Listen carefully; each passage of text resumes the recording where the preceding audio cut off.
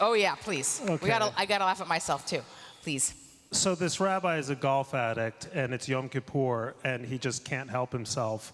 So at 6 in the morning, he's on the green for 9 holes, and first shot, a hole in one.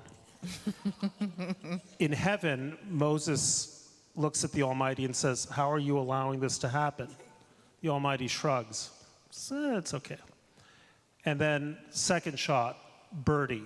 Moses is just beside himself. How can you allow this to happen on this day of all days?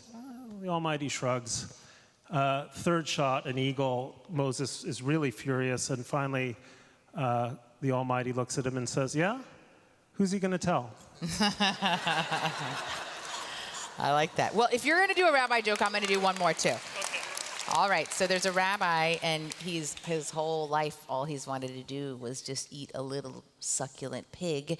And so he finally goes to Hawaii, where this is a specialty, and there's no one from his congregation around. So he orders a big, full, succulent pig, which is roasted on the pit, and they come and they present it and put it in front of him on a big platter. It's like got the greens around it, this big pig, the snout, everything, and in its mouth is like a green apple, and he just cannot believe. He starts salivating, and suddenly he's about to dig in when he hears behind him, "Rabbi Rosenthal."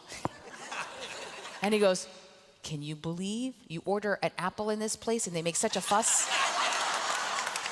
Okay. All right, so anyway, not that I would ever do that. Okay, so I'm glad we can end on a little humor, and I do think actually it is not just incidental to our survival. Maybe that's part of our campaign for 10% Jewier. Tell a couple of jokes. That's actually David Moore's specialty as well. But I think more than that, you've given us a lot of deep food for thought and challenged us to continue thinking. I didn't agree with everything you said today. I'm happy about that. I think that but I agree on more. But I do think that we need to continue to be in this engagement. And what's at stake is not just our own viewpoints. This is actually our muscle of engaging each other, especially across lines of difference.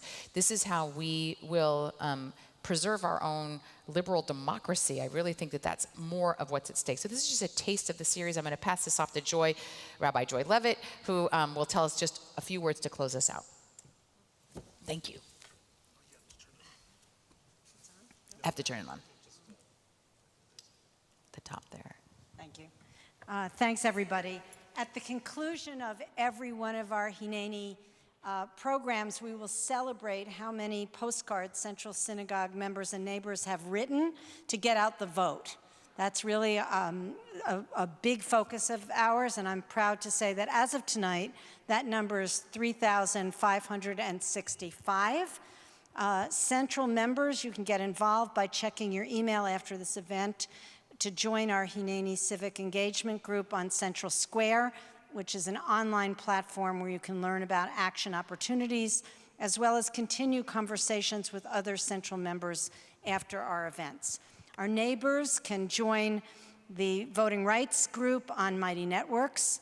Please join our clergy for a 6-part series beginning with Rabbi Mosalth on Tuesday, June 4th, as we look at American sacred texts, and we study them in the same way that we study Jewish sacred texts. These are texts that have inspired our democracy.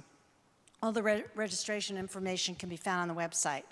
As you have heard, Bret Stephens is the editor-in-chief of Sapir, and they have graciously provided some copies of the latest journal. I, too, encourage you to take them. I don't think they're enough for everybody, but if you'd like one, they are in the back as you leave. Have a wonderful evening.